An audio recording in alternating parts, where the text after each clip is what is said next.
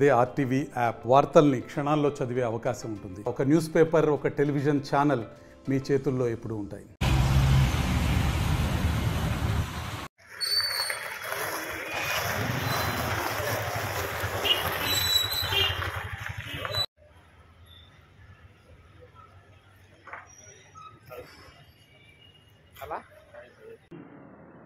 ఏడాది పరిపాలనపై ఒక సంవత్సరం పూర్తయిన సందర్భంగా ఈ ప్రభుత్వం అనుసరిస్తున్న విధానాలు అరాచకము, అప్రజాస్వామికమైన పద్ధతిలో రాజ్యాంగాన్ని కాలరాస్తూ ఈరోజు పరిపాలన సాగిస్తున్నారు. అక్రమ కేసులతో వేధించే కార్యక్రమం తప్పనించి ఇంకోటి ఏమీ చేయలేదు. ఎక్కడ కూడా అభివృద్ధి అనేది చేయకుండా పోవడం చాలా దారుణం.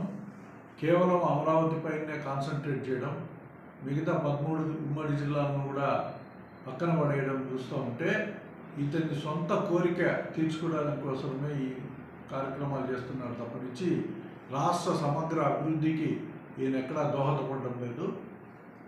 ఈరోజు అమ్మఒడి అంటే ఇప్పుడు తల్లికి వందనం ఈరోజు ఇవ్వడం చూస్తే దాదాపు 67 లక్షల పిల్లలకు ఇస్తున్నట్టు చెప్తున్నాడు. ఇప్పటికే 10 లక్షల మంది ఇక చేరబోయే పిల్లలను దాంట్లో చూపించినాడు. అంటే ఇప్పటికీ ఈయన దగ్గర రికార్డు ప్రకారం 57 లక్షల మందికి ఉన్నారు.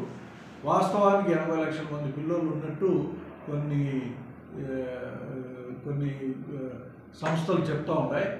అయినా కూడా ఈరోజు కేవలం 67 లక్షలు -10 అంటే 57 లక్షల మందికి అందిస్తున్నాడు.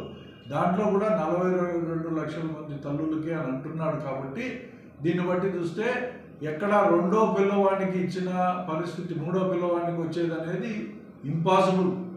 అంటే ఎంతమంది పిల్లలు ఉంటే అంతమందికి అని ఆయన చెప్పిన మాట మనకు చాలా మోసపూరితమైన మాట అని చెప్పి ఈ సందర్భంగా తెలియజేస్తున్నాం.